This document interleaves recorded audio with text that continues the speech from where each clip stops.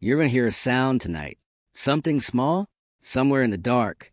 And for a split second, your body will react before you understand it. Because your brain doesn't wait for proof. It assumes something is there. Why does your brain treat the unknown like it's intentional? And are those reactions just survival instincts? Or traces of something humans have been encountering for thousands of years? This will change everything you think you know about fear, belief, and the way you experience reality. For at least 200,000 years, humans have been reacting to things they could not see, explain, or control. Early humans lived in predator-dense environments across Africa. Lions, leopards, hyenas, they were constant. At night, with no artificial light, visibility dropped to just a few meters. A single mistake, one wrong assumption, could end a life instantly. The brain adapted to survive that. It learned to assume something was there, even when it wasn't clear. A rustle in the grass was never neutral. It was treated as something moving with intention.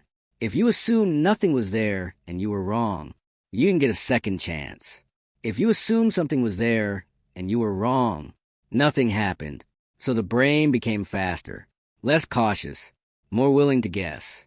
Over time, it became optimized to detect presence, even when none could be confirmed. This is why your body still reacts before your mind explains. And the strange part is, you didn't learn that reaction. You were born with it, long before written language.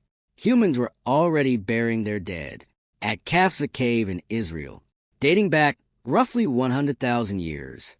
Bodies were placed carefully with objects beside them, tools, pigments, items that served no purpose for the living, which raises a question. Why give something to someone who no longer needs it? Because something didn't stop when a person died. Encounters continued. In dreams, because if you experienced that today, you wouldn't call it memory. You'd call it something else. Imagine seeing someone you buried, standing in front of you, speaking, moving, responding, without any concept of just a dream. That wouldn't feel symbolic. It would feel real. Humans weren't just remembering the dead, they were experiencing them. REM sleep creates fully immersive experiences. Visuals, sounds, movement, all generated internally, yet experienced as real. This was identified in 1953, which means your brain has always been capable of showing you something that isn't physically there. Early humans had no boundary between dreams and reality. Even today, groups like the Hadza in Tanzania treat dreams as real interactions, not imagined, not symbolic, experienced. Your brain still produces experiences that feel real, whether they come from outside or not. As these encounters continued, something changed. Humans began to assign intention to the world. Storms were not random. Illness was not accidental. Death was not meaningless. Everything was caused. Everything had direction. This idea became what we now call animism. The wind was not just air moving, it was something acting. The world was no longer passive. It was interacting. And once everything feels intentional, nothing is truly random anymore.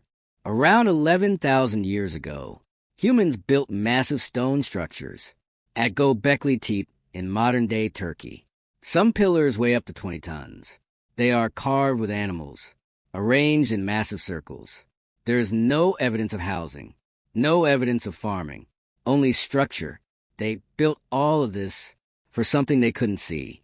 What began as reactions had become systems. And systems don't form unless the experience is repeated. And then something even stranger happens. When the brain is left alone, it doesn't go quiet. In the 1960s, people were placed in sensory deprivation tanks. No sound, no light, no input, and still something appears. People reported voices, figures, presences. There was nothing there. So the question changes. Not is something there, but why does it feel like there is? In 2014, researchers stimulated specific regions of the brain. Participants reported a presence behind them, a figure just out of sight. When they moved, it moved, but no one was there.